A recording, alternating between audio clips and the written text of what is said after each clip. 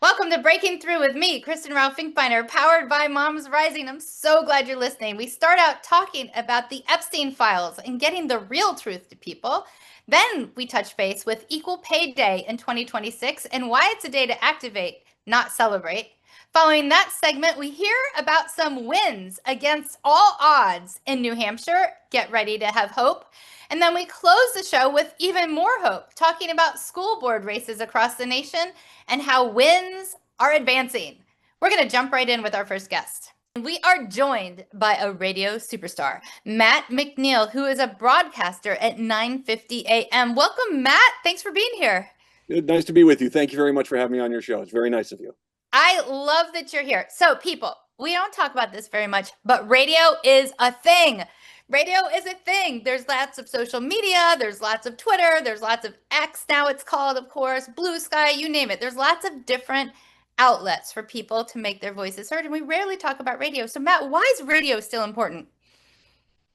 It still is important because there actually is a large swath of this country that is still the primary source of their day-to-day news. Now, a lot of that's controlled by right-wing media, which is not good, but it is. I started in this industry. I was actually started with Armed Forces Radio Network in Nuremberg, Germany, with the military. And so when I started doing this, I would edit commercials with a reel-to-reel tape and a razor blade and tape. And I would actually do it that way. And of course, I've watched this grow and what the other technologies come in and kind of supplant this. And I'm no fool. The idea of a medium where you're punching electricity into a metal stick and creating a wave signal is a little antiquated, but it is also still something which is needed. It is definitely needed in this day and age. And whether it's in a major metro area like a Seattle or Minneapolis, St. Paul or Chicago, or if it's just out in rural America, I mean, these are still the primary ways most people get news, especially with the radio. I mean, it's obviously, especially when you look at rural America and anywhere, of course, in the metro area, Twin Cities as well, but across rural America, that's how they're getting their news. So it does matter. It doesn't mean that it hasn't changed, and it has changed dramatically, but still giving people the information that they need is pretty much one of the more important elements of it. And how it is delivered, that's really where we're at. We're in a world where we have much more of a buffet as opposed to here's the meal you're going to eat. And so people get media in a lot of different ways, and including still on AM and FM radios. You know, one thing that I love about radio, we should have like a whole I love radio segment one day. But one thing I love about radio is when you're writing for X, Twitter, Blue Sky, Instagram, Facebook, any of those things, there are word links. And basically you have to write a haiku about a very, very, very complicated situation.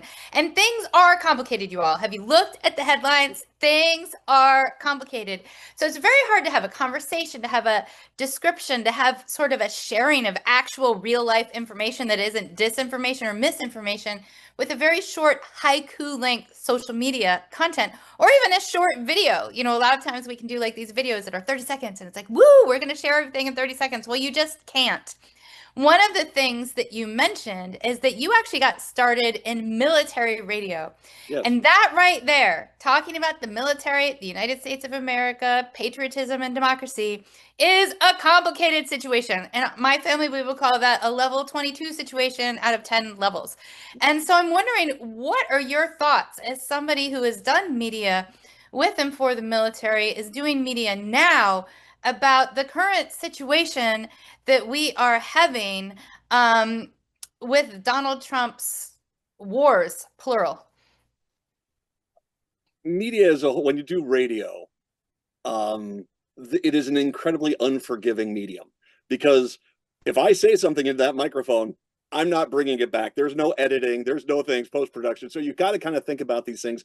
And when you come up through the radio broadcasting element of things, you kind of have to learn to pre-edit beforehand, because once you go live, you're live and you're doing it. And that's an important element of it, which means you have to be well-read and talk about things, which I'll get to getting to your point here. If you've actually read up a little bit on Iran, this was a mistake from the get-go. They've been waiting for us to attack them since 1979. They are an incredibly difficult country to attack anyway. I mean, it's an incredibly, pretty much surrounded by mountains. They have a lot of weaponry, even though that Hegseth keeps saying, "Oh, we've knocked out a bunch." You haven't knocked out nearly anything yet. They've got a lot of stuff in reserve waiting for us, and they also have a military structure which is very different from ours, where it's designed to be segmented. That if the headquarters gets taken out, all the area individual units take over their own game plan. And that's incredibly difficult. This isn't Venezuela. This is not, you take out one or two guys, a few troops, and you're done. This is a land war. It is going to take many years to get done. And that's not just an opinion, that's just the reality of it. That being said, if you're going to get involved in this, your predicate is going to be, well, we're going to have 300,000 troops, and it's probably going to take us 5 years. And we're going to have about 100,000 dead. If you haven't factored all that in, then you're a complete idiot if you start bombing them, because now they have control of the Strait of Hormuz, which is their quite literally trump card.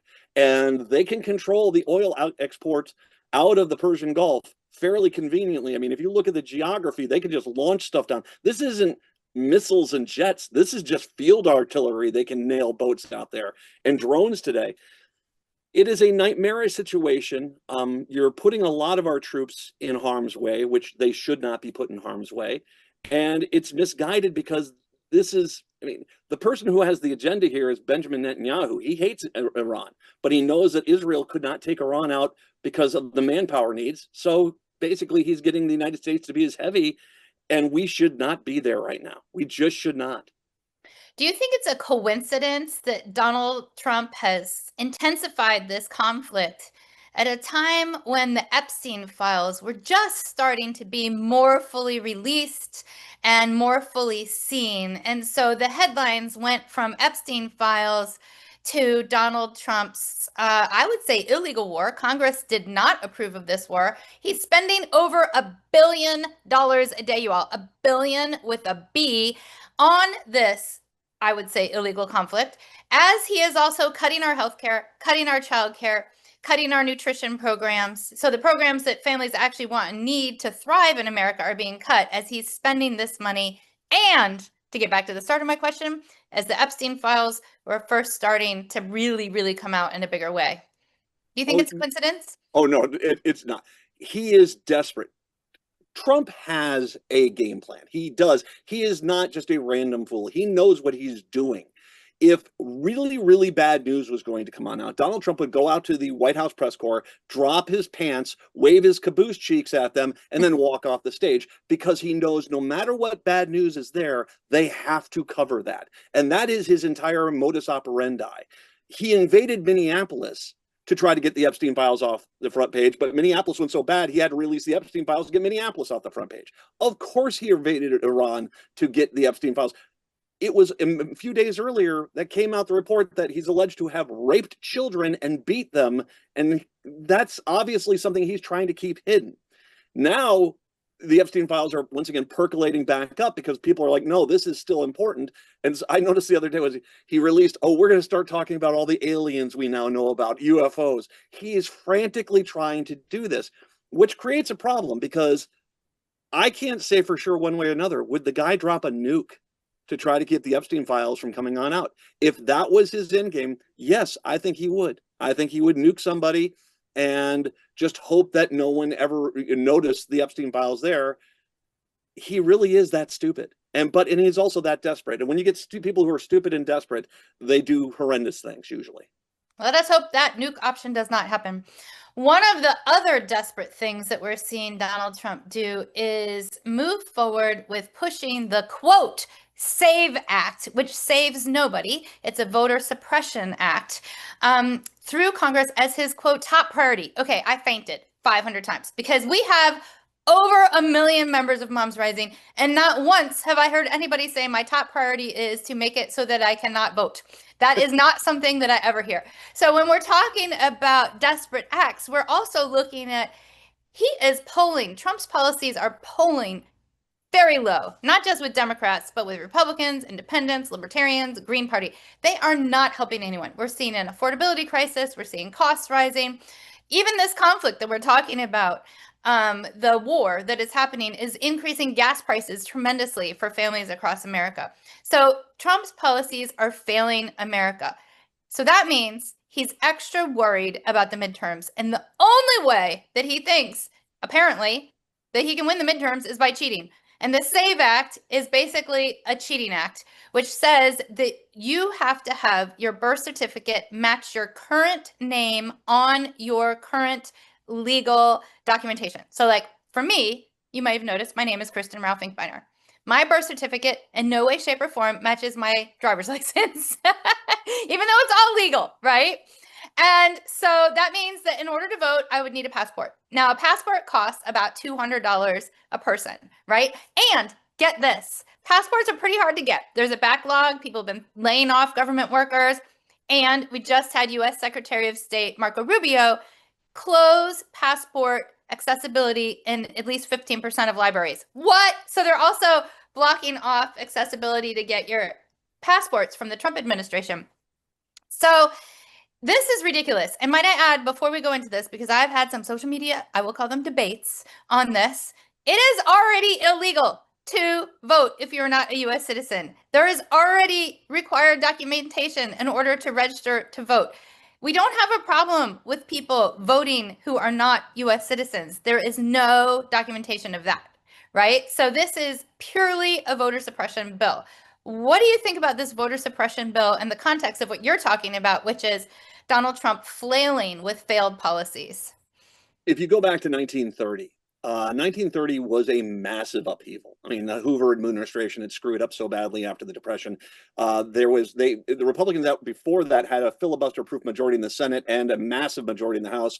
They lost both of those in 1930. 1932 was even worse for them. That gave FDR the filibuster-proof Democratic majority in the House. That's what they're looking at right now. Now, don't get me wrong, MAGA still is on board with them, but everyone else is not. And a lot of people who did not vote in 2024 are now waking up to realize, yes, these things do matter. These elections do matter. So this is their last outcry, which, by the way, can I mention, the SAVE Act passed the House with pretty much every Republican voting for it, knowing it was going to purge somewhere around 70% of women off the voter rolls. That's something that they should be held accountable for. But this is their end game. They are basically saying, okay, fine, we are going to lose in mass, so let's just cheat. We'll just cheat and we'll push it through. I'm not sure how that's going to work because the Constitution is pretty clear. The elections are run through the states. And you can't just all of a sudden start putting federal mandates on elections because the Constitution says the elections are run through the states. It's up to them to decide how we do it because the election doesn't elect the federal office of the president. The Electoral College does, which we just elect the Electoral College. They take care of the rest. So this is, my guess is going to be, is if this does get past the Senate, which I don't think it is, I think the Senate Republicans are trying to save the Republican Party from itself by basically adding these amendments to it and try to weigh this thing down, make sure it never gets past the filibuster and just say, hey, we tried. But if this does get passed, I can't imagine the Supreme Court allowing this to go through because it's cut and dry. You can't have this. Will they? We already know Alito and Thomas will. I mean, they've got vacations and RVs ready to go for those two. So that's all set and fine. But you do have, I do highly doubt this will go through. But I mean, this is where they're at. They know they're going to get destroyed this election cycle. So the only option they have is to basically nullify the vote of pretty much most women, anyone who's not, a white male, landowner. It really is a pretty disgusting tactic, but this is all he has left. And reminder, Trump needs to get past this election because this is really the last chance for him to be held accountable. If it doesn't happen, he'll ride out his term.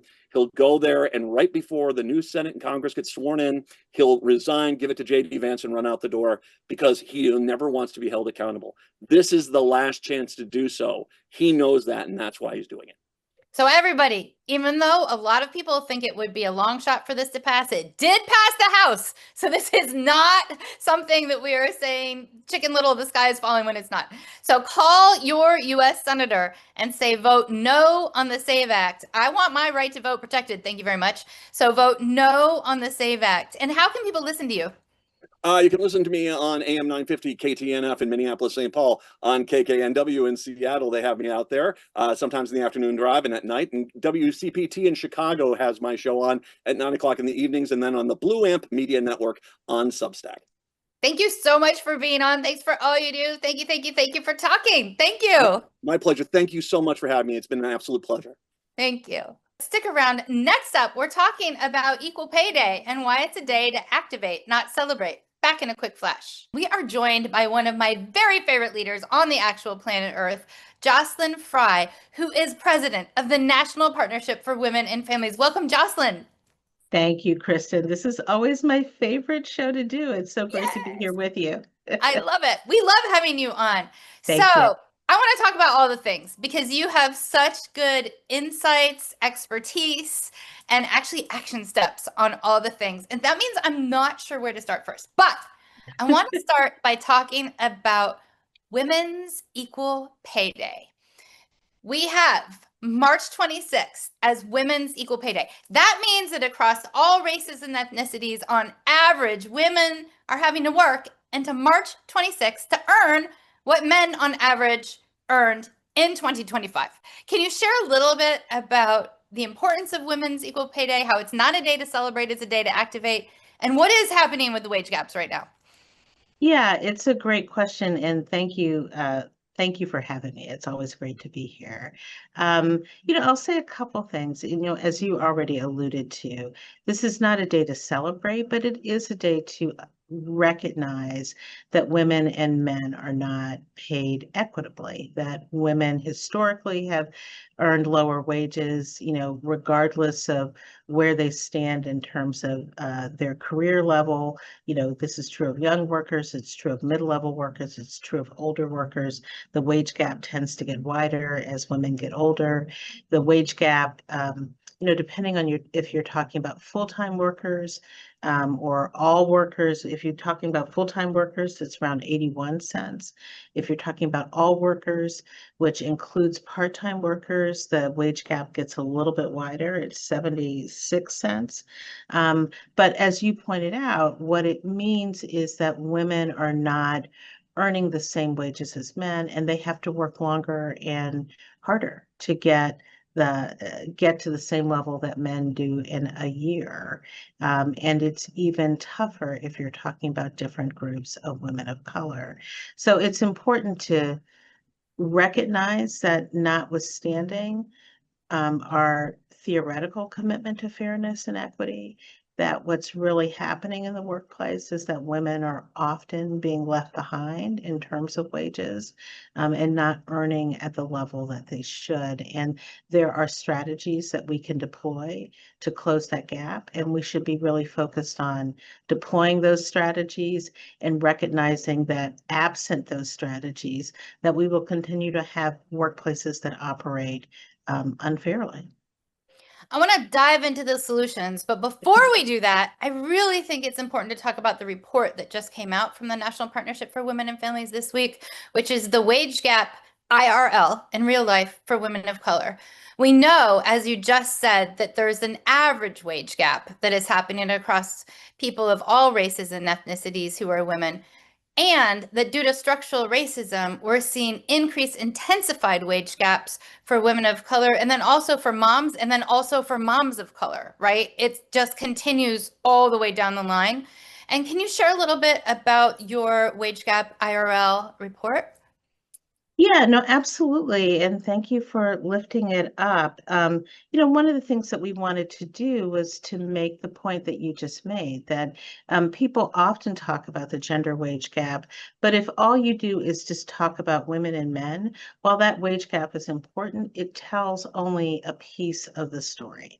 And that because of a variety of factors, when you look at different groups of women of color, those wage gaps get wider. So if you're talking about full-time year-round workers, the overall wage gap is 81 cents. But if you look at Latinas, it's and compare them to white men, it's 58 cents. If you're talking about Black women, it's 65 cents. If you're talking about Native women, it's 58 cents. And even when you're talking about API women, that's a smaller gap of 95 cents. What we know is that if you look at subpopulations, Cambodian women, Vietnamese women, many women from different Southeast Asian countries in particular, those gaps are enormous. So it's important to recognize that gender is one piece of what's driving the wage gap, but there are other factors too. There's race and ethnicity.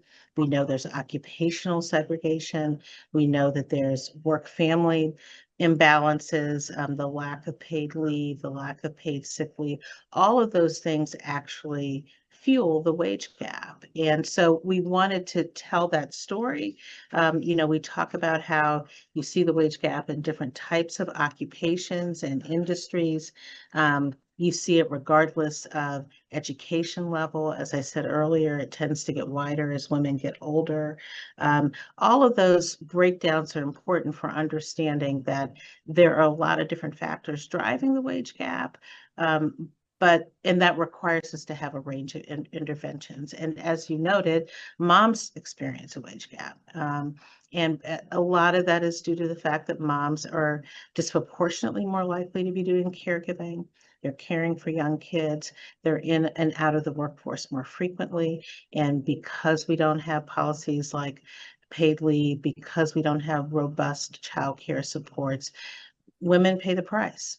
They pay the price, they have to leave work, they have to take jobs that pay lower wages, like a whole range of things that are affecting their ability to earn wages that are equitable in comparison to dads and other workers. The last time I looked, and listeners, I have bad news. The wage gap under Donald Trump has been widening, not narrowing. The last time I looked, to Jocelyn's point, Latina moms were earning just 47 cents to a white dad's dollar, and Black moms just 52 cents to a white dad's dollar. That's likely been updated since the last time I looked, because new research has just been coming out this past week. But you all, generally speaking, right now, the wage gaps are getting worse, not better. That means we need to take action, because these are not unsolvable issues. First of all, the wage gaps don't just matter to the people on the planet Earth who identify as women. They matter to people of all genders, because women and moms make the majority of consumer purchasing decisions in our consumer fueled economy. So when we have wage gaps, we cannot fuel the economy that fuels everybody. And so, in fact, some studies show that we could have a GDP increase of at least 5% if we had pay parity. So the emergency of addressing the wage gaps is an emergency of all of us. And some of the solutions have been well studied. It's a combination of solutions. But Jocelyn, what's your take on what solutions we could keep pushing, or should, I hate to use the word should, but I'm going to use it, should keep pushing right now? Yeah, no, absolutely. And I will piggyback on something that you said about moms by reinforcing the point that most moms are in families that rely on their incomes. 2/3 of moms are breadwinners. Those numbers are even higher for Black women, Black moms in particular. So the consequences of moms not earning fair pay is not simply that they get lower wages, it's that it affects the economic stability of their family. It is no longer the case that moms are just making extra money just because they like to make extra money. Their families depend on it. I think what I'd say is there are three buckets of solutions that are important and useful and continue to be priorities. And they really track sort of what we know is driving the wage gap: discrimination, occupational segregation, and the lack of robust work-family policies.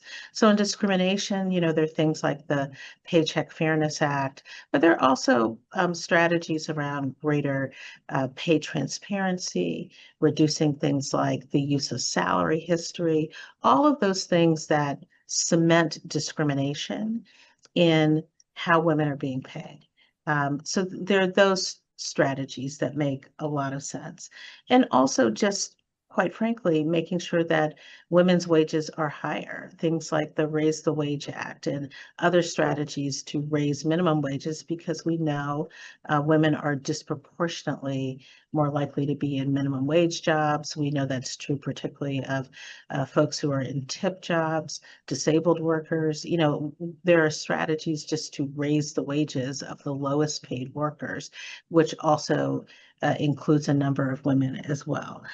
There are a whole bucket of policies, as you well know, because you lead in this space, Kristen, that are around work-family policy, you know, reducing pregnancy discrimination, access to paid leave, more affordable childcare, all of the things that we know are taking women out of the workforce sporadically because they're far more likely to be doing not only childcare, but just caregiving across the board.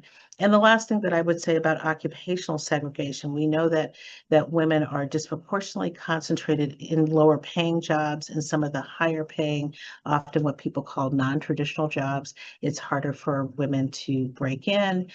So, you know, there certainly are strategies to boost women's participation in non-traditional jobs, to push grants that actually expand access to women in non-traditional jobs, to focus on those employers, construction, trades jobs, to make sure that they actually have targets for increasing opportunities for women of color, and that even when they access those jobs, that you're making sure that they're being treated fairly in those jobs. You know, there's a long history of sometimes them facing harassment, discrimination, not being able to take bathroom breaks if they're pregnant, like all the things that are designed to discourage women from taking certain types of jobs, even though they're higher paying jobs. If we deployed those sorts of strategies, if we pursued them and even enacted a few of them, we would be doing a lot to actually help to close the wage gap. But the last thing I'll say is that it's just important to recognize it's not just one strategy. It's all of those pieces together. All of those things influence and shape the wage gap. And so we really need to come up with holistic solutions that are designed to close all the different pieces. 150% agree. Not surprising. I love Jocelyn Frye. Love the National Partnership for Women and Families. Want everybody to get involved, support the National Partnership for Women and Families. And one of the things I think that it's important to also say in this moment is all of those solutions that have been studied and studied and studied actually have largely been opposed and rolled back by Donald Trump during his administration. So it is a moment, people, where you not only need to contact your member of Congress to say, please keep pushing forward, don't give up on the policies that Jocelyn named, but also make sure you're registered to vote. Double check that you're registered to vote and make a plan to vote this November, because we have significant obstacles where many of our elected leaders, and particularly Republican elected leaders, are out of step with their Republican constituents, because these are not partisan issues when you talk to actual real people. But inside the Beltway, Republicans and Donald Trump, MAGA specifically, has been making them partisan. And we can change that too. Do you have a thought, Jocelyn? Yeah, well, you know, I always agree with you, and you're right on point on this one.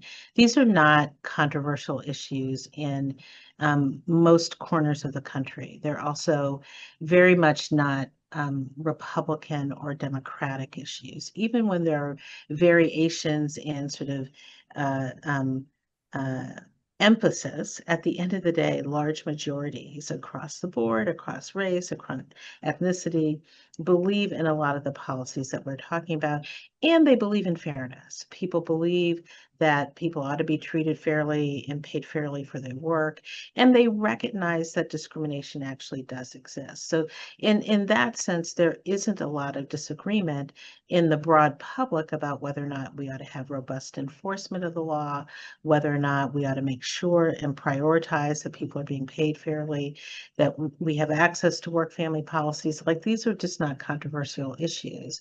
And I agree with you that who's out of step is, you know, members of Congress, you know, Republican members who really are aligned with a very far right, I think very narrow agenda that views women's participation in the economy is something of secondary importance. And, these days argue, well, women really don't need to be working, and are willing to sort of strip away the supports that have been so critical to women's participation in the workforce, and importantly have been eroding the infrastructure that's so essential to not simply, passing the law, but enforcing the law, right? And I Yeah. think this administration has been very clear, in its interest in eliminating the very programs that have been so essential to expanding opportunity for women. Their attack on DEI has been a strategy of really eroding many of the tools that have been used to expand opportunity for women. And that's what this administration is about. And that's unfortunate. It's inconsistent with the public, but it's up to the public, quite frankly, to rein it in. Because otherwise, we're going to continue to see those types of problematic efforts that really are undermining women's progress, day in and day out. So everybody, make sure you're registered to vote and that your friends, families, and neighbors are registered to vote too. Thank you so much, Jocelyn Frye, National Partnership for Women and Families. Woo! Thank you for being on. Well, thank you, Kristen. Always good to be here with you. You are the best person ever. You're the best person ever. Thank you. We're going to take a quick break. Don't go away. Next up, we're talking about wins in New Hampshire against all odds and tips for you to win where you are too. We'll be back in just a moment. Welcome back to Breaking Through with me, Kristen Raufinkbeiner, powered by Moms Rising. And speaking of power and speaking of Moms Rising, we have two incredibly powerful guests coming on right now to share some very, very, very good news and some insights. We have MacKenzie Nicholson and Nancy Glynn, who are co-directors of Hello, the entire state of New Hampshire. Thank you so much for leading. And the entire state of New Hampshire, as you all know, also leads the nation in so many ways, shapes the narrative. Really, really, really powerful place. So welcome, Nancy and MacKenzie. Thank you. Thanks for having us. Thank you for being on. I want to ask all the things. So I have so many questions. I'm going to start out with your favorite recent New Hampshire wins, because you have been the architects of some really big wins in New Hampshire. And then, just to give some little, idea about what we're going to talk about, I want to talk about both of you winning local elections in New Hampshire recently, because hello, we're winning at the policy level and winning at the candidate level. So, rapid round. What are your favorite types of wins in the past, you could say 100 years, no, really, the past 2 years in New Hampshire? Nancy, do you want to go first? I would say right now there's one that's fresh on my mind because last night we had our first fellowship meeting for 2026. This is going to be our 8th fellowship program in New Hampshire that we've been able to have. So that's phenomenal. And that's a huge win from coming in 8 years ago and getting this started and rolling to now have it be such a successful program today and to create such a community. That's probably my biggest win right now off the top of my head. I love that win. MacKenzie. It's a good one. It's hard to top that. As the sort of policy person over here, some of my most recent favorite wins, probably Momnibus 2.0, which we brought back from the dead many times during the last budget session in New Hampshire. But that was a package of 8 maternal health and workplace justice initiatives for, making sure that moms could go to a postnatal, prenatal appointment, kids could go to pediatric appointments with that time being protected. So that was a huge win for us here too. That is a huge win. Okay, I have follow-up questions for both of you. Nancy, could you talk a little bit about the power of fellowships, particularly local fellowships and long-term volunteer engagement? Can you share with our audience a little bit about a sneak peek into what's happening? Yeah. So one of the things I love about our fellowship is that we create community within New Hampshire by making these fellowships come to life. We're creating a space where moms and caregivers are able to learn how to be able to advocate and use their voices effectively, but even more importantly, doing it together and recognizing that we are all in these fights together. And that's probably one of the biggest pieces that I think is a takeaway from our fellowship programs, because every year, whenever we do them, we have more and more people joining into our community, more and more power that's coming out, more voices, more storytelling that's coming out of these spaces too. And it's always more fun when you can do it with a friend. Yes. So that's probably like some of the big pieces that I'm seeing. Folks are coming in and testifying at the State House. They're learning about the New Hampshire government structure, where they can really make their voices effective and do it in a way that they feel the most comfortable doing it. So, and because we've had so many amazing fellows go through our program, we have countless of opportunities for moms to be able to use their voices in New Hampshire. And I think that definitely reflects on some of the wins and some of the things that we're able to do here. That's a great segue back to McKenzie for the Momnibus win. So when we're looking at the Momnibus win, can you give our audience a little bit of insight about what is the political composition and vibe of New Hampshire? A lot of people have never been to New Hampshire. They do not know that New Hampshire is absolutely one of the most unique places on the planet Earth in terms of passing legislation. Now, I say this as somebody who does not live in New Hampshire and has actually been in the New Hampshire state legislature and was like, whoa, this is very different, for real, very different than most other places legislating. And I'm wondering if you can give people a context for the space in which fellows and moms across New Hampshire are advocating and winning on policies like Momnibus. Like, what's the political context? Yeah, well, the vibe is really not good right now. We're in a sort of unfriendly trifecta, if you will, of a Republican state house, state senate, as well as our governor. And it's the Wild West up here in New Hampshire. We've got, I think, the third, or I always forget the number. It's the second or third largest legislature in the English-speaking world. So we have 400 state reps and 24 state senators. And our Constitution was written in a way that your neighbors are supposed to be your representatives, and it's supposed to be an ultra locally run place, which is why it was such a great environment for the Free State movement to pick New Hampshire, because of our citizen legislature. And we can talk more another time about what the Free State Project is, but it's essentially a group of people who moved to New Hampshire because they wanted to sort of overthrow the government and live a government-free life. And they have pretty much infiltrated our state legislature here. And so pretty unfriendly to some of the policies that we're working on, especially we know we need government intervention because the free market isn't fixing itself. So it can be really challenging here. And like I said, we don't have the majority right now. We actually have a super majority in the Senate. So it's really challenging up here, but we keep winning. Exactly. So yeah. that part right there, the winning part. That's why I wanted you to share the context, because this conversation right here about helping to mentor and co-build future leaders, and you yourselves leading in New Hampshire, and the voices of moms, the stories of moms being powerful, is not theory that the voices of moms are powerful.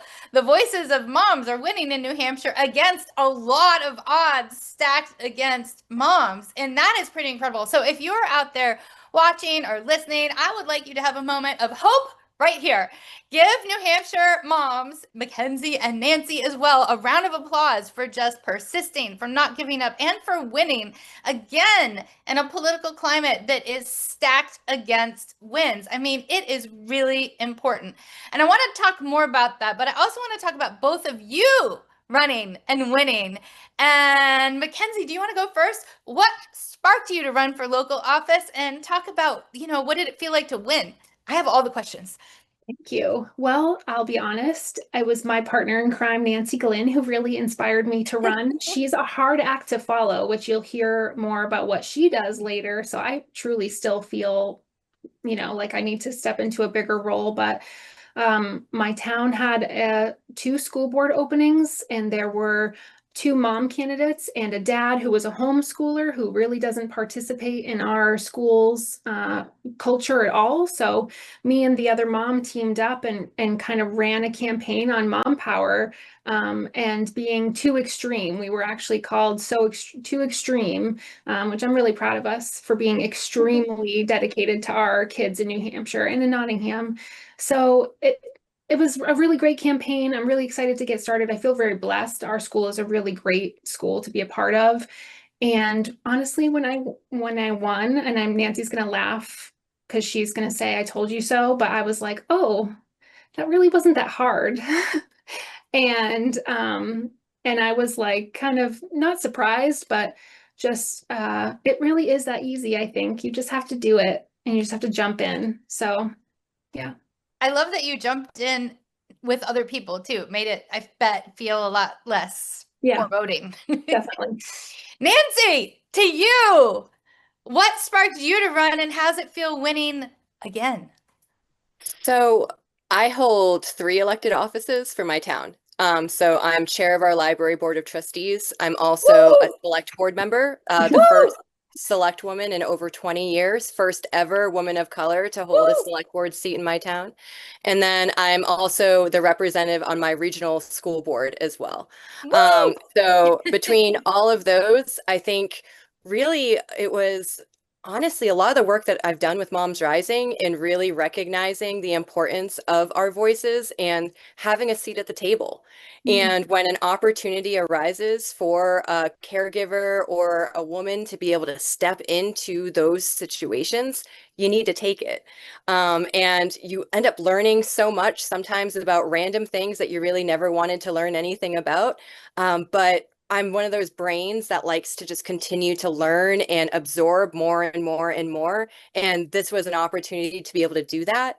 We're also in a situation where, again, I mentioned first woman on the select board in over 20 years. And also we're looking at first woman representative on our school board as well in over 10 years. So to be able to see that the representatives that we had before happened to be of an older demographic, also happened to be white men as well. And they were completely out of touch with what families were really experiencing. It was a, you know what? I'm over here using my voice. Moms Rising taught me quite a bit on how to be able to do that. Now I'm over here inspiring other families and other moms to also get involved and share their stories and go forward and use their voices in the spaces that matter. So why not here too? Why not? And you won. I'm like, why yes? It's spectacular. So for people who are listening, and Nancy, let's go to you first this time, and are like, ooh, wait, you can do that? What would be the first couple recommended steps for diving in? So one of the things that I'll say, and this is the reason why Ken's made a comment about Nancy's going to laugh at me as to how easy it is. Because realistically, I've been saying to folks, it's really not that hard unless you do all of them. If you recognize that the time commitment that you're going to be putting into this is going to be however much you're going to be able to put into it yourself, that's kind of a big thing to think about is, where do you want to go? What is your passion project? Because for me, I know that my passion projects on the town level as well as for the library level was to increase community involvement and also increase accessibility into our public spaces. So looking at that and on the school board side of things, again, trying to increase communication, but there's also kind of a divide right now with public schools as well as, when we're looking at funding from the state and how we fund education in New Hampshire too. So trying to be able to bridge the gap that's been put into place from all of that was another aspect of why I decided to run. So I say, think about what are the things that matter to you. And really just try it, and just see what happens. Because most likely you are going to make an impact no matter which direction you decide to go, what you decide to bring to the table. So I would say, think about what are the things that matter to you. Also think about how much time are you willing to throw in to be able to get to those goals and try it. I love it. Find your why, then figure out your where you want to run, and then dive in. And to your point, Nancy, there's research that shows that often women run for office and then don't run again if they lose, but men run for office, and if they lose, they run again and again until they win. So I love that you're saying just try it and then just keep trying. Don't give up if you lose the first time. MacKenzie, what are a couple of your tips? You just did this.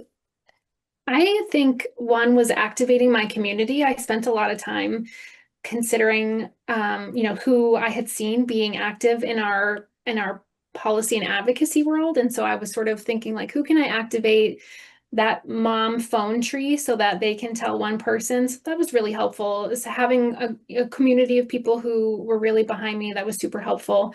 And organizations too. There are many that help young people get up and running and then be successful when they're in their roles. And so we have support from great organizations in New Hampshire. And I was really excited when I got a mailer from one of those orgs for myself that I didn't even know was out there. And it was a supportive mailer, which was nice after seeing the one where I'm too extreme. So yeah, organizations, networks, and yeah, like Nancy said, find your why. Find your why, find your where, find your how, find your who. I love it. We only have 23 seconds left, you all. I want to talk for 500 more hours, but in closing, just a quick round of what's giving you hope, even though we're in this disastrous situation with headlines of doom. MacKenzie, do you want to go first? What's giving me hope is the mom power that we're building, that we've sort of like started to cultivate. It's been coming along, but I think we're really on like a super fast, awesome path with who we've got and what we're working with. So just happy to see what's next. Nancy. What I think I'm the most hopeful about right now is that moms are paying attention. The moms are watching, especially here in New Hampshire and across the country. They are watching, they are aware, and more moms are stepping up to run for office like what we have been doing. And more moms are stepping up to be able to support other moms to run for office. When trouble is happening, what do? You call your mom. So that's the way that you have to look at it. And so that's what's giving me a lot of hope, is that people are realizing that more than ever, we need our moms. More than ever. Thank you so much, Nancy and MacKenzie, for your leadership, for being on, for all you do. Thank you. Thank you. Next up, school board races, why they are the races to watch. We'll be back in just a moment. We have an amazing, spectacular, wonderful guest joining us right now, Karla Hernandez-Mats, who's president of Educated We Stand. Hello, Karla. Hey, Kristen, happy to be on. I'm so excited that you're on because education has been under attack in the weirdest ways. Like, I couldn't even imagine more ridiculous ways that education has been under attack by the Trump administration. It is like a movie, a bad movie. And I'm wondering if you can give our listeners a little bit of an idea about the bad movie of education under attack by Trump and what's happening. Yeah, well, I mean, it's definitely hitting us very hard now with the Trump administration, but this has really been like a right-wing extremist agenda for, a couple of decades now in Florida. So in Florida, we've seen a lot of bad things that have emerged from this state, bad policies that are now being shared, unfortunately, across the country and implemented in other states. And we saw that Moms for Liberty, actually, the inception of them was here in Florida in Brevard County. And so Educated We Stand, which is the organization that I now lead, is actually the counterweight to Moms for Liberty. We have seen the destruction that they have caused in public schools, how students have lost access to programs and, of course, opportunities. But of course, also how these very fascist kind of ideologies have been now inserted into our public school system. Florida now, unfortunately, ranks #1 in the entire country with the number of book bans. And so it's crazy to think that this state likes to call itself, and in particular political leaders, the governor likes to say that this is the free state, and it's not. There's all these bans, all this censorship, all these things that are being implemented and that are attacking public education, are all signs of fascist ideology and, of course, suppression of people and the taking away of opportunities for kids.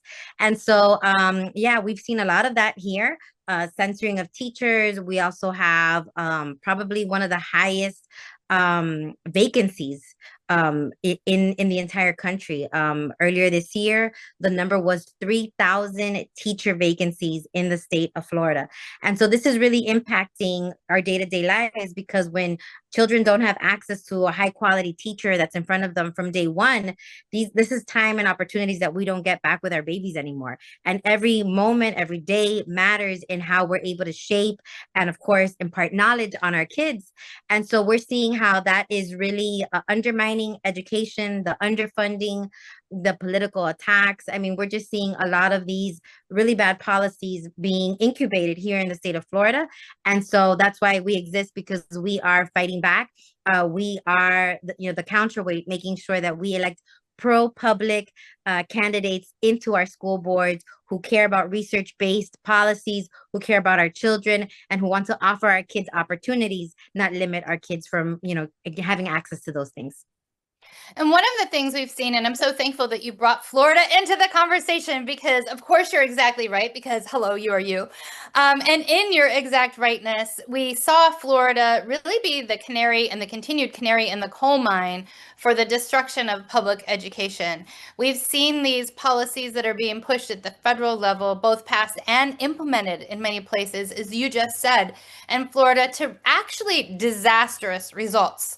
We're getting reports from our members in Florida that the results include local schools having to close because there's no longer enough funding for the local schools or enough teachers for the local schools. So now people have to drive farther to try to find places for their kids to go to school. Education is becoming less accessible, less universally available, and less ready to actually reach students where they are so students can actually learn.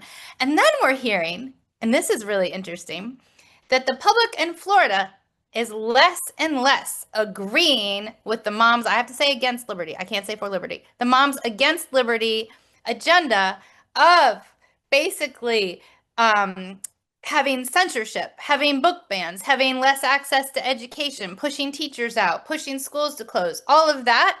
We're seeing a shift. And are you seeing the shift in Florida too? As this Absolutely. Yes, yes. And we're so grateful, because that means that the advocacy and the coalitions that we've built, and really just the destruction is, it's being felt. The impact is being felt directly, on the ground, by families. And they now realize that it's a facade, that just like you said, they're not about liberty. They're actually antithetical to the name that they're branded under. And people have seen them for who they are, and they're a fraud. They're backed by billionaires. They're not grassroots. I mean, a lot of these people who are showing up to the school boards and, banning books and, doing all these things don't even have children in our schools. And so that has come to light. There are some media sources out there that have actually said that out of the 31 endorsed races that they had this past November, that they lost all 31. We know that they are certainly losing steam. Even here in Florida, which is where they started, a lot of the chapters have closed. And so I'm glad that you are bringing this up, because this is part of the education piece that we like to make sure that is being implemented. Parents need to, understand the difference between the misinformation, disinformation, and propaganda that they're putting out there, that we don't have teachers that are teaching kids things that are not, research based or that are age appropriate. We're seeing how the book bans are removing Black and brown authors, LGBTQ plus authors. So it's not about banning a particular content which doesn't exist, when they keep on saying that we're trying to sexualize children in some way. What it is, it's about oppressing people and erasing people and eliminating histories. And so, we're seeing that they have definitely lost a lot of steam, that people are not happy. And we're also seeing that there are rank and file parents that are saying, well, what do I do? How do I get involved? How do I know, more about what's happening and how this is impacting our students? And that's, I think that's perfect, because that is the kind of educated, community that we want to have. We definitely want to see more people running for school board races. I think that a lot of times, everybody always focuses on the top tier, right? And the president and gubernatorial, but they forget all the lower, all the low down the ballot races. And so because they're not lower, they're just down the ballot, and so we want to let people know that, yes, you need to know who your school board member is. A lot of people don't know who that person is. And then when there are candidates out there running, what do they stand for? Do they care about mental health in our schools? Do they care about making sure that we're giving access to every kid, no matter their race, their ethnicity, whether they're rural or urban, or they have a disability? How do we ensure that we are giving every single child access to a high quality public education? And so that means that we cannot just gloss over who's running for school board. We have to know who these candidates are. We have to know what they stand by, what policies they're trying to implement, and then support those people that are pro public education, because they are trying to dismantle our public schools. And they're dismantling them because they're putting in money for vouchers and, this charter expansion.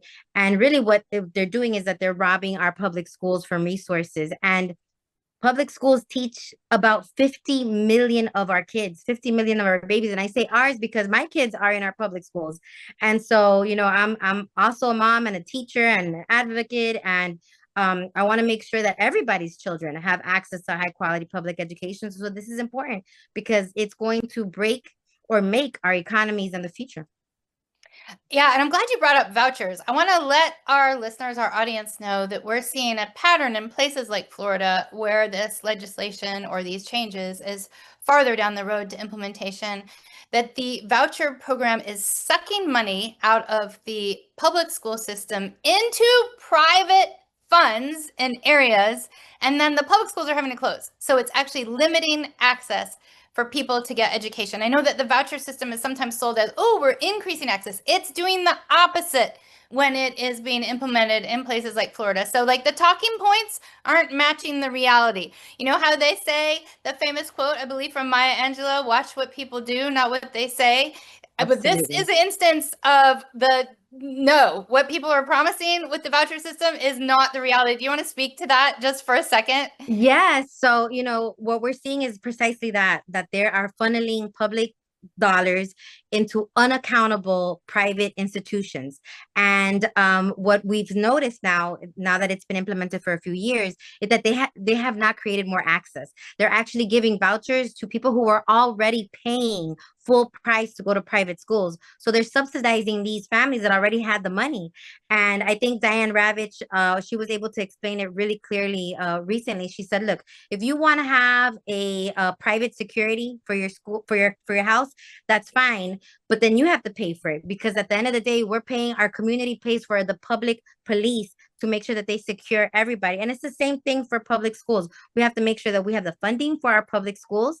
And if you want to have your child in a private institution, that's fantastic, but it doesn't mean you take away from the public to fund that private institution. And so unfortunately, it's really hurting a lot of our Black, brown, minority, vulnerable, underprivileged communities. And it's time to speak up about that. And we've had several members from Florida, you all.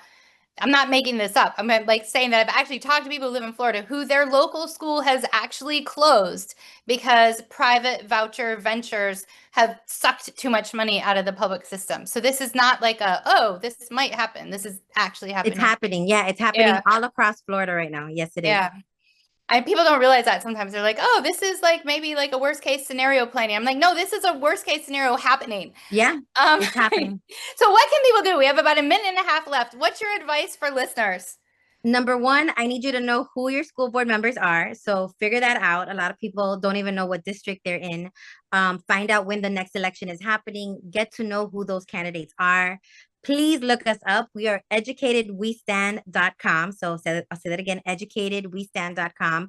You can get on our newsletter so you can get information about things that are happening all across the country. You can also donate to our cause.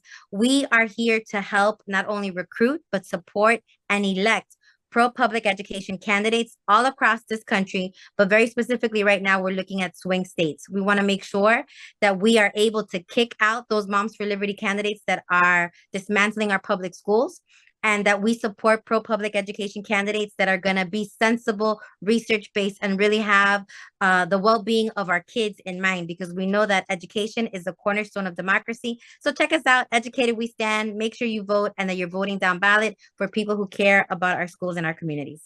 Thank you so much for being on, Karla Hernandez-Mats, president of Educated We Stand. Hello. Really appreciated talking with you. Thank you for sharing all of what's actually happening in real life and how to take action. So thank you, thank you, thank you. Thank you for being an amazing mom and advocate and doing this kick-ass show. Thank you, thank you. Right back to you. Thank you. Well, that's it for our show today. Thanks so much for tuning in as we tackle the top topics facing our nation in a way that requires the most boring disclaimer in the history of the actual planet Earth. Here goes. Views expressed on this show are those of the individual speakers and should not be attributed to MomsRising, to this station, or to any news or social media service that may disseminate a recording of this show to the public or to any segment of the public. Boom! We'll catch you next week.